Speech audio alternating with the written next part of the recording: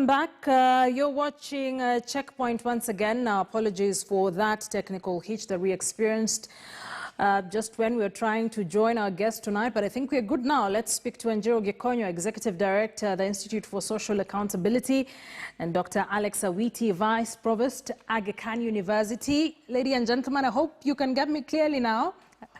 Good evening. Great. Good evening. Great, thank you. And I think I'll start with you, Wanjiru. Ali had asked this question, you were not able to hear me. This has been a protracted conversation, protracted disagreements among legislators, making headlines for about 2 months now. What do you make of the current debate and how it's been driven at the Senate? Are we getting it right? How did we get here? If you'll give me just, a bit of context is that, of course, devolution is established in the Constitution. Kenya is a constitutional democracy. And part of the creation of devolved government is fiscal decentralization or fiscal devolution. And the reason for this is because resources, the largest tax collecting powers are given to the national government.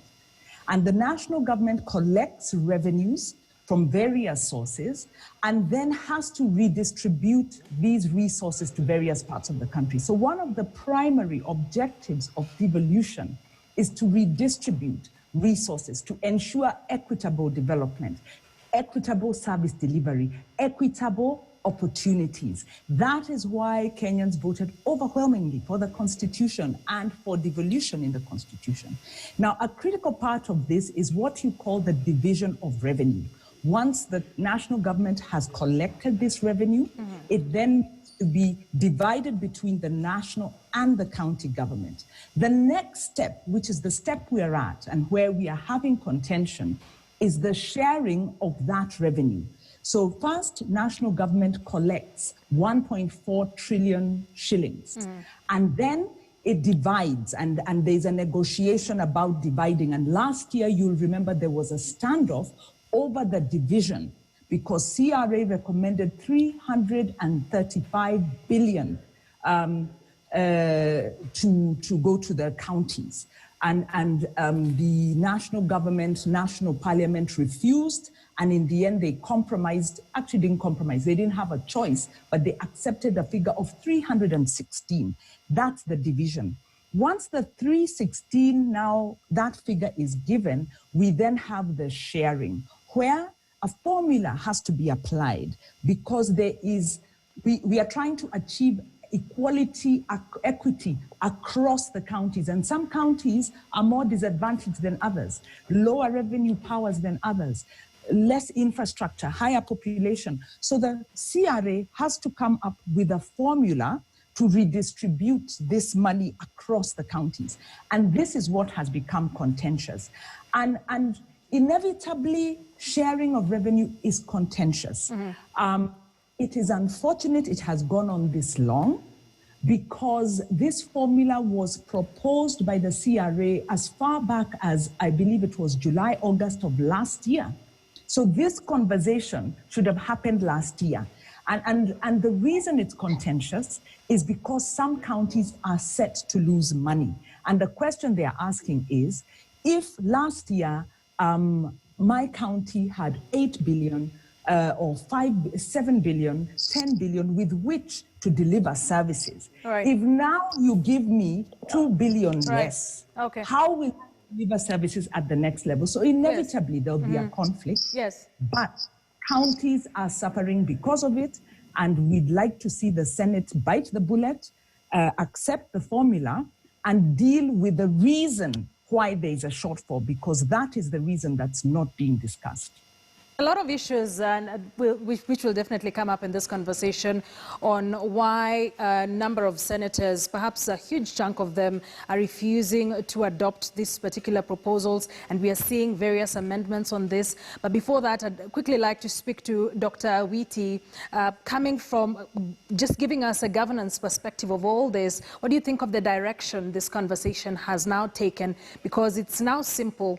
It becomes simply a matter of who will win and who will lose at the end of the day? Thanks, Akisa. I think my perspective is that what we're lacking now is political leadership. I think the basis for devolution remains very clear, and Kenyans are hugely invested in that model and that mode of governance. What we need to understand is devolution was created so that we can begin to mitigate what was glaring inequalities in distribution of resources and services across the country. So as Gikonyo has mentioned, the idea was basically to create a basis for equitable sharing of revenue. I think now that the process of sharing is what needs political leadership. I think what is clear is that there is a finite amount of money. There was a formula that was used in the previous years. And what is contentious now is the fact that senators from Wajir and the governors, including Mandera and Marsabit, seem to be losing some money in the current, based on the current basis for allocation of resources. I think CRA has revised the previous model and now created 3 buckets in which they distribute the 45%, which was the previous years allocated on a population basis. So now we have health taking 17%, agriculture taking 10%, and other county services taking 18%. So I think this is really where the conversation ought to go. And the basic minimum share has also come down to about 20%. Land area allocation basically remains the same. But I think the question we should understand is, what are we managing for? What is the target in service delivery that bridges the inequality that has been historic in the country? What is the cost of delivering, for instance, healthcare? Even if we went back to the Human Development Index and just looked at education, health, and income, what then becomes the basis for rational redistribution of these resources? Great. I think we have not been able to hold our governors accountable to certain outcomes that arise from shared revenue and devolve responsibility to them to deliver services to their citizens. All right, and you raise a very good question. What are we budgeting for? We're coming back with that and more. Dr. Alex Awiti is the Vice Provost, Aga Khan University, as well as Wanjiru Gikonyo, Executive Director, TISA. I want us to quickly take a short break. We're coming back with this conversation. Stay with us.